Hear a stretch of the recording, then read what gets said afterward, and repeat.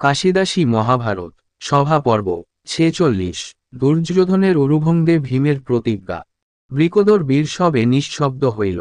কৃষ্ণা প্রতি কর্ণবীর কহিতে লাগিল, তিনজন ধনের উপর প্রভু নহে, সেবক রমণী শিষ্য শাস্ত্রে হেন কহে।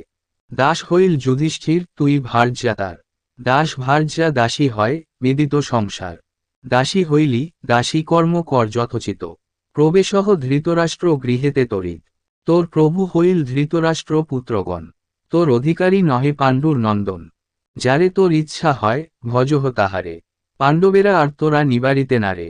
বৃকোদর শুনিল কর্ণের কটুত্তর, নিঃশ্বাস ছাড়িয়া যে কোচালে করে কর।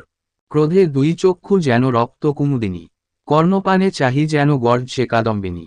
আরে মূর, যে উত্তর করিলি মুখেতে, ইহার উচিত ফল আছে মোর হাতে।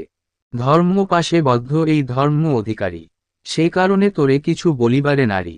যুধিষ্ঠির প্রতি বলে কৌরব প্রধান, তুমি কেন নাহি কহ ইহার বিধান।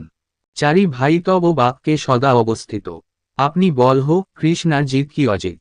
যুধিষ্ঠির অধিমুখে শুনি সে বচন, নয়নে বসন দিয়া ঢাকেন বদন।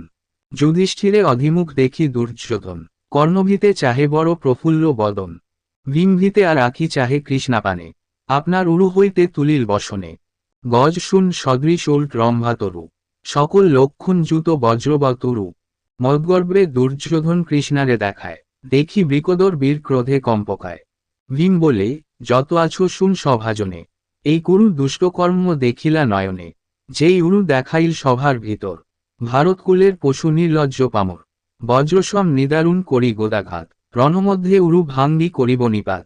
করিলাম এ প্রতিজ্ঞা, না করিব যবে, পিতৃ পিতামহ গতি নাহি পান তবে। ভীমের প্রতিজ্ঞা শুনি কম্পিত আকার, সভাতে বিদুর তবে কহে আরবার, আমি দেখি কুরুকুল রক্ষা নাহি আর। ভীমক্রোধ সিন্ধু হইতে নাহিক নিস্তার, মহাভারতের কথা অমৃত সমান। কাশিদাস কহে, সদা শুনে পুণ্যবান।